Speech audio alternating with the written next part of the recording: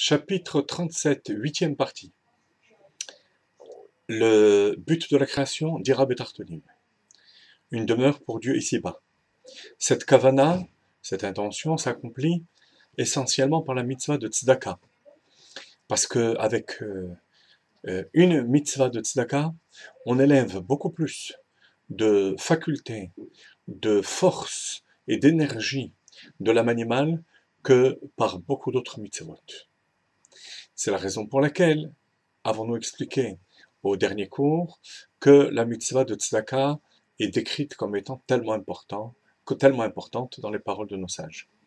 Et là, il y a une apparente contradiction qui va être soulevée par Admor HaZaken dans ce petit passage de la page 178 à laquelle Admor HaZaken va répondre. On y va, c'est en haut de la page. Et pourtant, il est dit que l'étude de la Torah équivaut à toutes les mitzvot. Si vraiment la tzedaka avait cette propriété, telle qu'on vient de le décrire, d'élever beaucoup plus de facultés de l'âme animale, on aurait dû dire tzedaka keneged kulam.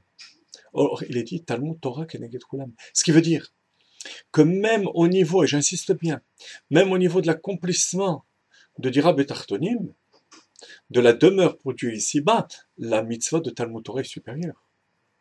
Vous voyez, on aurait pu aisément répondre que l'étude de la Torah est supérieure au niveau spirituel, tandis que la tzedaka, c'est au niveau matériel. Mais ça ne suffit pas de Mourazaken. Parce que ce qu'on dit, Talmud Torah Keneged Kulam, c'est dans tous les domaines, y compris pour le but de la création.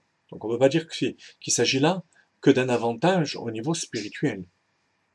Alors comment expliquer que l'étude de la Torah Keneged Kulam, même au niveau de l'accomplissement de la demeure pour Dieu ici-bas. Apparemment, ici-bas, dans le monde matériel, c'est la tzedaka qui est supérieure. Réponse.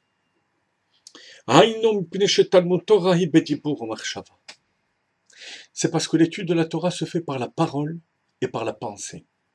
Rappelez-vous qu'il y a deux aspects à la mitzvah de l'étude de la Torah. Il y a Talmud Torah Bepeh, c'est l'étude de la Torah par la parole, prononcer les paroles de Torah, et il y a Iyun HaTorah par la marshava, la compréhension, l'approfondissement dans l'étude de la Torah. Ces deux aspects de l'étude font intervenir la parole et la pensée, qui sont l'aspect profond de l'âme vitale.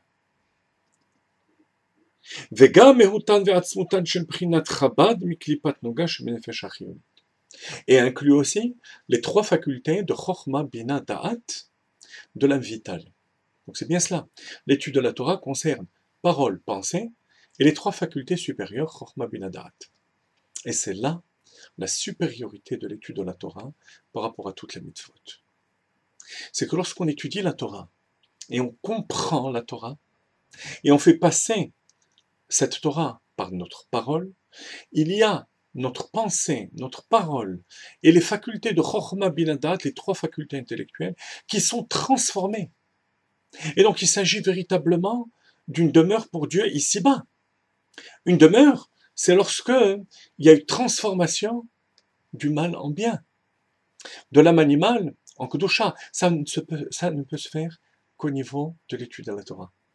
Et donc au niveau des trois facultés supérieures qui sont intellectuelles. Par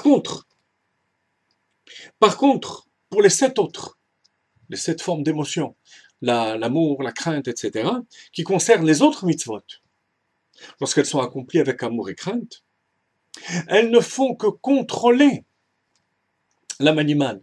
Mais il n'y a pas de transformation. Lorsqu'on contrôle sa colère, on la contrôle, mais on ne transforme pas.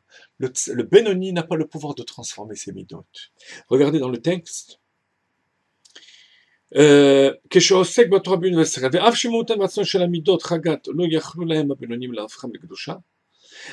que les midot, les sentiments, les pulsions de l'âme animale, le Benoni ne peut pas les transformer en Kedusha.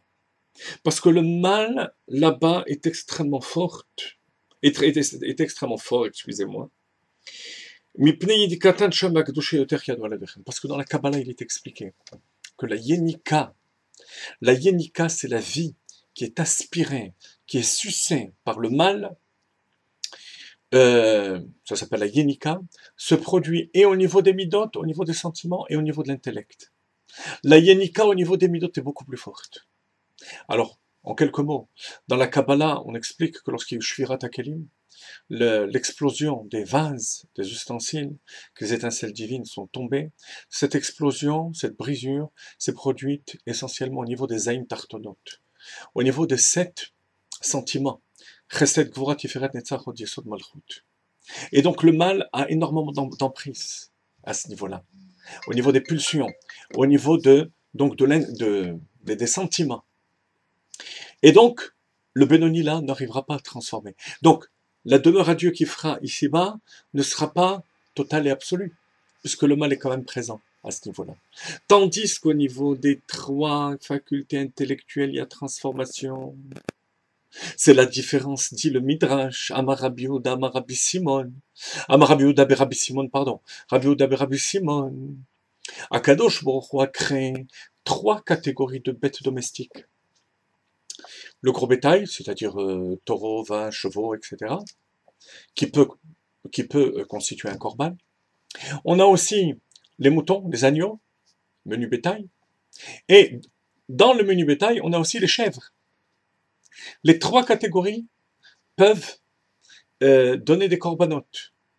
Mais vous savez qu'il y a aussi 7 bêtes sauvages qui sont cachères, comme l'antilope, la gazelle, etc. Il y en a 7 qui, elles, sont cachères, mais sont impropres au corban. Et le Midrash dit, Amar Rabbi Yehuda, Rabbi Simon, regarde, j'aurais pu te demander de faire des corbanotes d'un ou des catégories, des bêtes sauvages.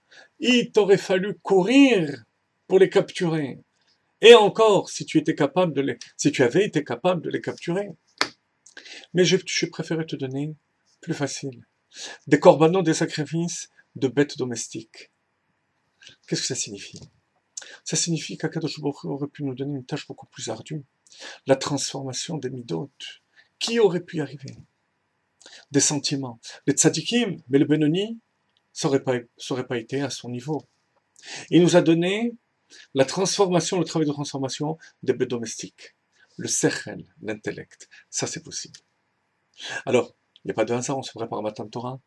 L'étude de la Torah doit nous permettre de changer notre démarche intellectuelle, notre manière de réfléchir, de penser, de parler. Ça, c'est possible.